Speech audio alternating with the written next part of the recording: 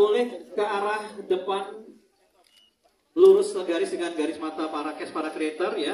Kita kasih kesempatan buat yang teman-teman yang di tengah dulu ya. 1, 2, 3, 4, 5, 6, 7, 8. Research bahwa di semua kampus sudah pernah dengar masalah dosen gaib ini. Semua mahasiswa lah pasti tahu, gitu. Pasti pernah dengar. Pernah dengar sih Pak, cuma nggak pernah lihat sih Pak. Ya. Jadi itu yang membuat pertama saya tertarik itu dulu dari ceritanya dulu gitu. Baru saya bicara dengan penulis saya Bu Evelyn, gimana kita mau angkat dosen gaib ini, tapi yang berbeda. Kita mau angkat tentang dosen killer juga, karena di setiap kampus kan pasti ada guru yang dosen yang galak ya. Jadi dari segi itu kita develop 3-4 bulan, dan habis itu baru kebetulan Pak Guntur tertarik konsepnya, mulai dari situ. Oke, dan kira-kira Pak kalau dari produksi yang kali ini Pak, apa yang berbeda dari produksi film di company Pak? Selalu di company selalu pasti kita upgrade dari quality ya, dari production value. Film kemarin kita dapat 5,8 juta penonton, dan pasti quality pasti kita naikkan terus, kita tingkatkan terus untuk dari segi cerita, skenario, main is the script ya, scriptnya, terus dari production value dan semuanya teknis. Oke. Boleh kita berikan tepuk tangan ya untuk Pak Derek Kalwani. Dan ini pertanyaan selanjutnya kita akan ajukan ke Bapak sutradara kita ya, Guntur Suharyanto. Pak Guntur, ini cerita yang udah seperti kita bilang sebelumnya ya, kalau cerita tentang dosen gaib ini kan sudah melegenda ya di masyarakat. Ini Bapak sebelum ditawarin Pak jadi sutradara film dosen gaib ini, apa sebelumnya sudah pernah mendengar cerita Pak tentang dosen gaib? Baca di itu ya, di apa namanya, media sosial sih sebenarnya. Di situ ada kisah-kisah yang ya selalu menjadi urban legend kan, dan itu menarik sih buat saya gitu, sesuatu yang dekat dengan masyarakat juga tahu banget gitu. Nah, lucu nih ini kalau kita coba bikin dalam medium film gitu, seperti apa nih kita pendekatannya gitu, terus bagaimana juga penonton relate gitu, merasakan kalau cuma dicerita, kalau di filmnya seperti apa kayak gitu sih. Pertanyaan kan kalau tadi kita udah lihat ya, film dosen gaib tadi, sosok Om Egi ya sebagai Pak Bakti, sini kan sebagai dosen film yang galak gitu ya. Ini kalau ke teman-teman ini yang jadi mahasiswanya dulu nih, aku mau tanya nih, apa kalau hari-harinya di lokasi apa Om Egi juga sama galaknya kah gitu? Gimana Net? Enggak sih, sejujurnya kalau dari aku, Om Egi tuh orangnya asik banget. Justru berbanding terbalik banget sama karakternya Pak Bakti gitu ya. Kalau senyum aja Om, jadi tahan-tahan. Sumpah Om Egi tuh asik banget orangnya in real life. Dan ya gitu sih, kita jadi sering cerita-cerita dan sharing-sharing juga gitu di lokasi. Oke. Jadi sebenarnya Om Egi itu kalau hari-harinya berbeda 180 derajat ya sama sosok Pak Bakti ya. Gimana Om Egi perasaannya harus memerankan sosok Pak Bakti ya? Ini jadi first mungkin di film Indonesia tokoh utama hantunya laki-laki, ini gimana Om? Ya, ya tentunya setiap peran yang ditawarkan, yang saya terima itu harus menjadi daya tarik buat saya. Seperti juga ini, jadi Pak Bakti ini, ya saya bersyukur saya yang terpilih gitu. Karena memang selama ini kita dapat film-film horor itu hantunya selalu wanita kan. Nah ini tantangan gitu. Ya mudah-mudahan apa yang saya lakukan bisa diterima. Ya, cukup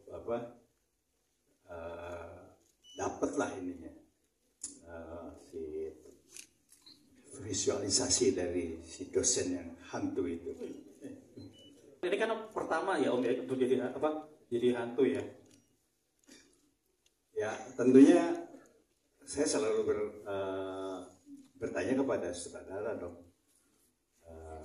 seperti apa yang harus saya mainkan gitu. Dari situ muncullah sosok yang ada di film ini sebagai Pak Bakti. Oke, boleh kita berikan tepuk tangan untuk Om Egi ya. Dan ini selanjutnya pertanyaan untuk Ersya dan juga sama dosen killer Ryan. Kalau aku jujur aku nggak kuliah ya, jadi nggak tahu. Tapi dulu seingatku waktu aku SMA, aku pernah ketemu guru yang sangat-sangat killer. Jadi aku ingat banget guru sosiologi. Begitu masuk ruangan kelasku aja, dia langsung ngeluarin aura yang mencekam gitu. Kelihatan auranya itu hitam. Punya ini emang indigo juga? Enggak sih. Cuman kayak memancarkan aura hitam aja. Vibe-nya ya. Vibes-nya ya gitu. Jadi kayak emang kelihatan aja, wah ini guru gak. Kalau Ersya gimana kalau Ersya? Kalau aku kuliah tapi online, jadi nggak ada tatap muka kan, dan nggak merasakan kayak suasana mencekam yang langsung berhadapan. Unik dan beda buat aku pribadi, dan aku banyak banget riset juga untuk karakter satu ini, dari mulai nggak mandi, dari mulai pokoknya jorok-jorok deh udah dilakuin semuanya. Terus kayak mulai dari gaya bahasa, gaya berbicara, even dari gerak tubuh itu udah di riset semuanya. Dan makasih juga buat Om Guntur, karena Om Guntur ngasih ruang yang luas banget buat kita explore. Kita bisa nyari karakternya sendiri sampai benar-benar ketemu. Ya kurang lebih itu sih proses yang sangat menyenangkan.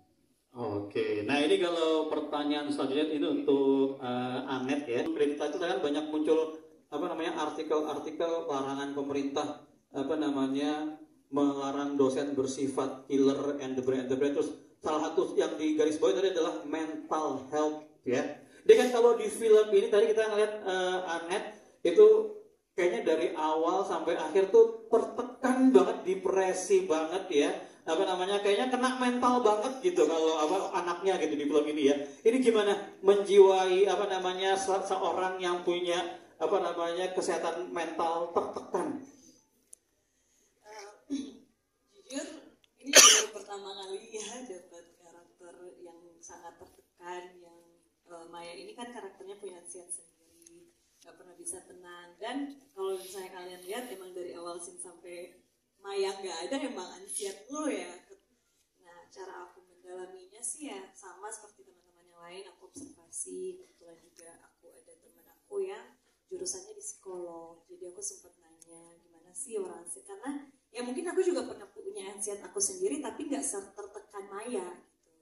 Jadi ya seperti itu kira-kira, dan banyak nonton aja sih Kak. Sama banyak diskusi sama Bapak Sutradara, semuanya aku lakuin di situ. Oke, ya boleh kita berikan tepuk tangan sekali lagi. Karena kan ada adegan yang berhubungan dengan action dan fisik gitu. Kebetulan juga kita memang adegannya pakai apa sih bahasanya, dummy ya, kayu itu, tapi lumayan keras gitu. Jadi itu dipukul sampai hancurnya itu beneran ke badan kita.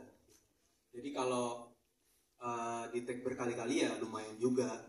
Cuman tapi semuanya udah dipastikan kalau itu aman, dan kita juga sebagai aktor kita menyanggupi hal itu gitu. Jadi overall aman. Cuman kalau bengkak-bengkak dikit mah cowok biasa ya. Gimana bengkaknya? Gimana di bagian mana?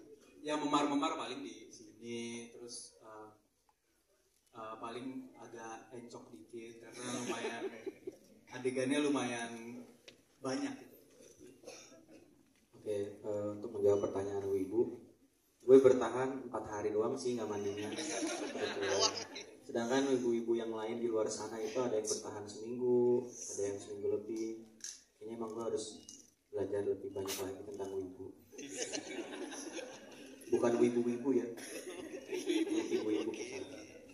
Oke, boleh tepuk tangan dong ya untuk para guest kita ya. Terima kasih jawabannya, sudah cukup terjawab, Mas? Sudah cukup terjawab, oke, ngasih jempol sudah ya. Masih, oke, ini karena waktunya